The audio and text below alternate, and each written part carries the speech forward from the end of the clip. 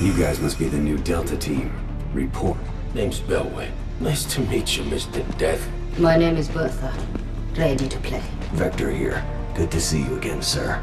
Call me Lupo. Delta Team Squad. Resident Evil Operation Raccoon City is a large departure for the franchise. It's much less survival horror and more tactical action-based shooter. The game looks very good with some great level design and smooth textures. Some of the animations and movements can be clunky, but it's still a well-designed game. There can be a few odd animations, but it's nothing too important, and the frame rate is solid even with tons of zombies on screen. The story follows an Umbrella team sent into Raccoon City to destroy all of the evidence that they were responsible for the T-virus outbreak. Not only are you destroying evidence, you're tasked with killing survivors. The storyline is well written and interesting, and I love that it's set during Resident Evil 2 and 3. Meeting characters from the series is a lot of fun and definitely a good throwback. I really love the voice acting and voice work in the game. Vector, one of the squad members you can choose, is just plain awesome. Of course, the storyline is not perfect, and it has the same faults as the other Resident Evil games, but it's still an enjoyable ride. Also, there will be a free DLC pack where you'll play as a team sent in to find out the truth in Raccoon City. The release date for that pack is April 15th. Now, the game is a tactical squad-based shooter, and it's meant to be played with friends. And it's some of the best and most intense cooperative play I have ever experienced. If you work together, it feels very fluid and natural. You'll gain experience from killing enemies and completing objectives to unlock new abilities and weapons. There are a ton of weapons to use in the game, and they're all a lot of fun to use. The game reminded me a bit of SOCOM mixed with Left 4 Dead. Some may dislike that the game focuses so heavily on action, but believe me, there are some nice scares and great creepy atmosphere in the game. The combat uses a cover system that is workable, but it can be rather clumsy at times. You will be facing both human and infected enemies in the game. When fighting other humans, the game feels intense with tight and responsive gunplay. The sound and violent effects lend well to make a satisfying shooting experience. At times, however, the guns may feel slightly off, but most of the time it's a great experience.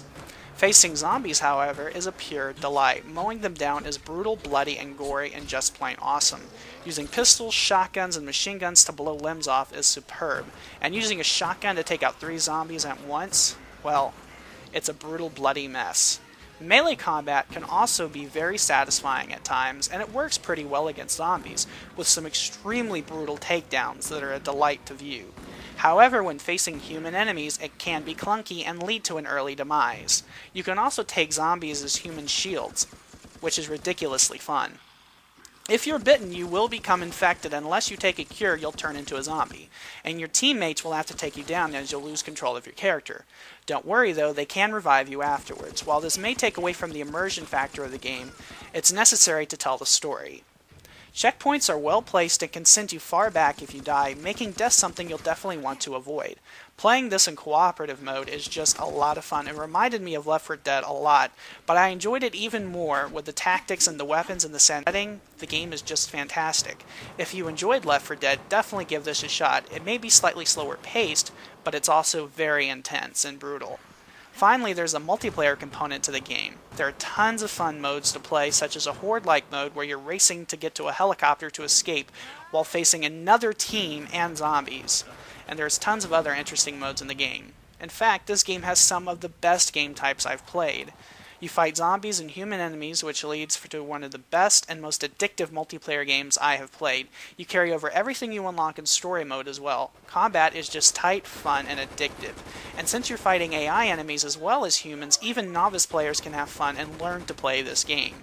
Really, this is one of the best and most balanced multiplayer experiences I have ever had the pleasure of playing. Sure, the game may have its faults, such as a clumsy cover system, bad enemy AI, and the game can be rather short-lasting between 4 and 6 hours, but the game definitely has high replay value.